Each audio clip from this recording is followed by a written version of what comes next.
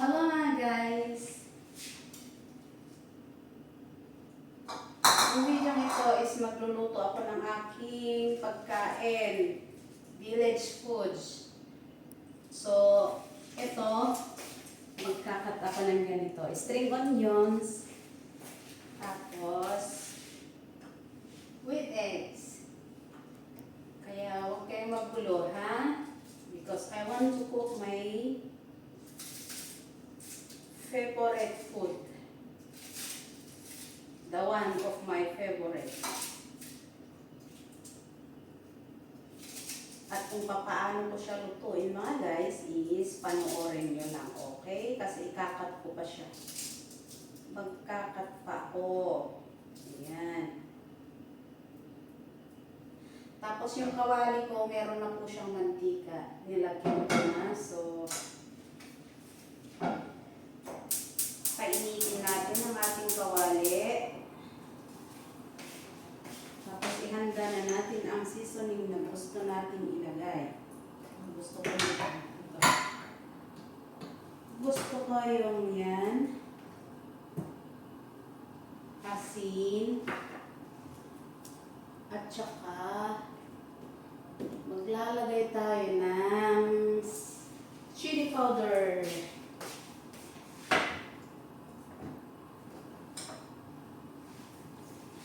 Tapos, yun lang, din na natin kailangan yung kung ano-ano. Kasi dalawang ano lang ang nilalagay natin para hindi maraming nilalagay.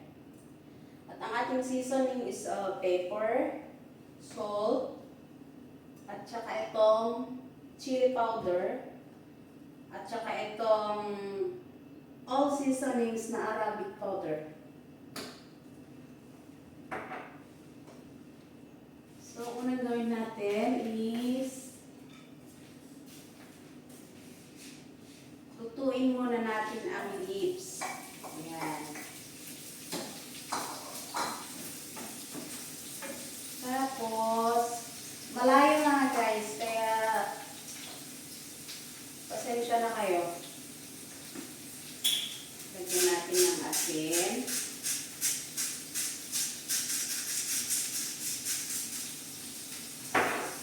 Tapos itong all seasoning powder na Arabic powder to. All hot seasoning. And then paminta. Kasi gusto ko kasi may paminta yung pagkain ko. Tapos chili powder. Para maanghang. Mahilig tayo sa maanghang mga guys.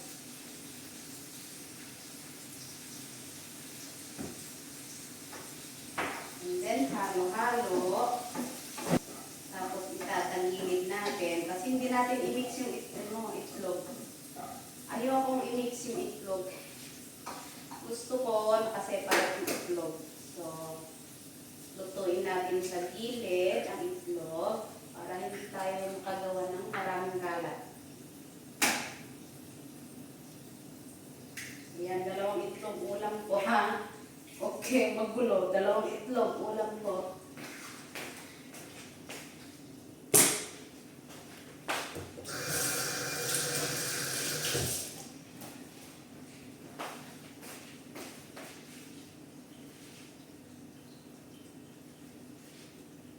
Hindi ko siya kasi imimix kasi hindi siya scrambled egg. Gusto ko yung buo yung itlog. Tapos lagyan natin ng konting asin sa ibabaw ng itlog. Tapos, black pepper. And that's it. Antayin na lang natin maluto mga guys. Ganyan magluto na hindi makalat. Kasi yung iba kasi dyan, kapag nagluluto, itlog lang lulutuin, ang dami ng kalat. So, diba?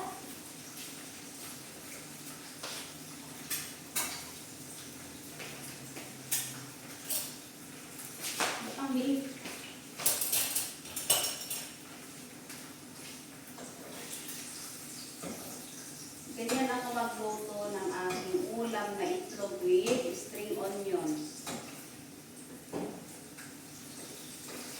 Ito yung tinatawag namin sa bundok, na tinatawag ng mga taga Mountain Province na yung hinahalo nila sa fried rice.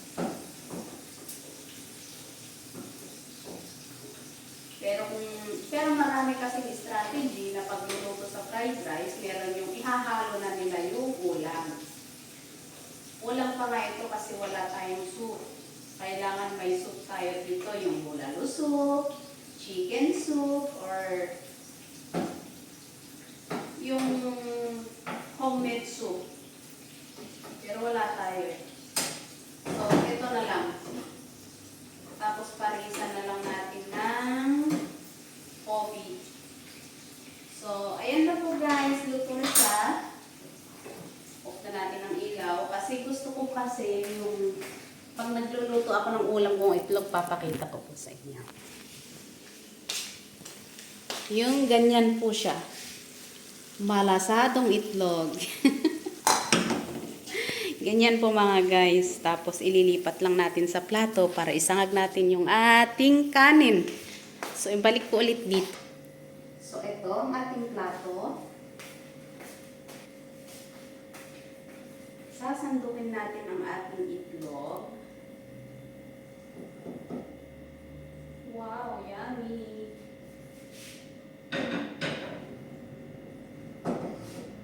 At saka ang ating string onions.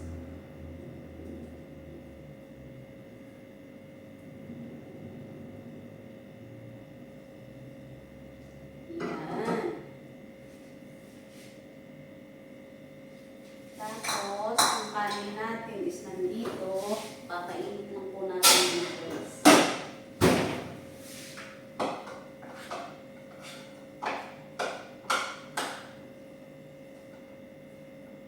Durugin ko siya kasi gusto ko yung maghihiwalay-hiwalay yung kanin para hindi buo-buo.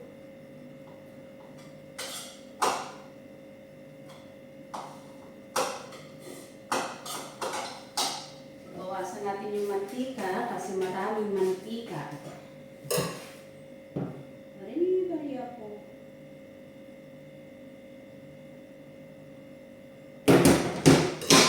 Okay.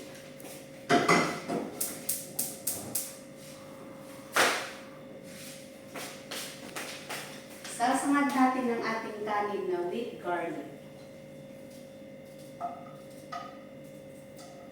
Ganyan magluto, direct sa kaldero, hindi ang dami ko mga gagamitin. Ikaw lang din mahihirapan na magpugas. So, ganyan lang. It's easy.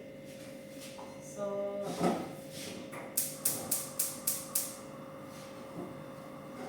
antayin lang natin na mag-golden brown ang ating garlic.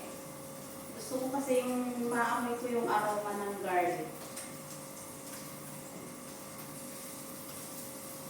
Diba? Pilipino tayo, diba? So, we need to become brown the garlic before we put our rice. Ito lang naman po ang mga pangkaraniwang pagkain po sa mga probinsya. So, ayan na po. Lagay na natin. Ating kanin.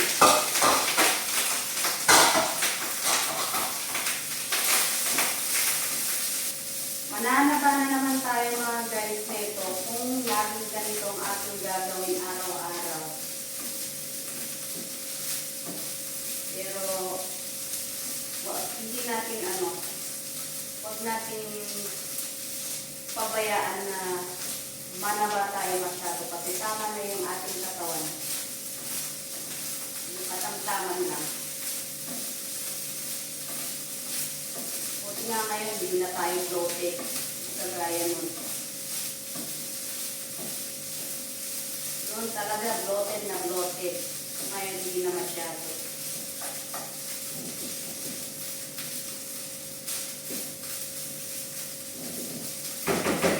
Ngayon, kung alam mo nang mainit ang iyong kanin, pwede mo nang haluin.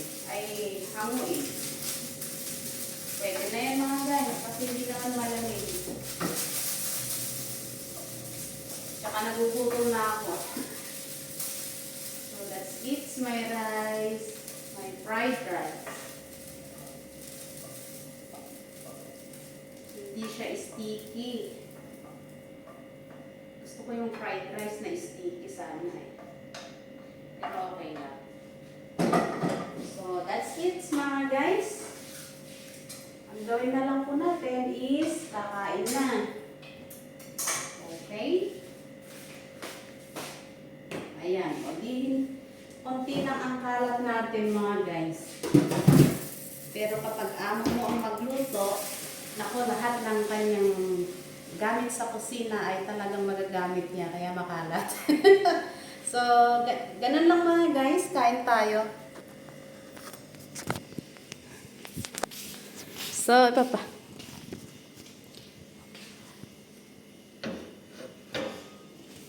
So, ito na ang ating pagkain ngayon. O, ito na. Ito na siya.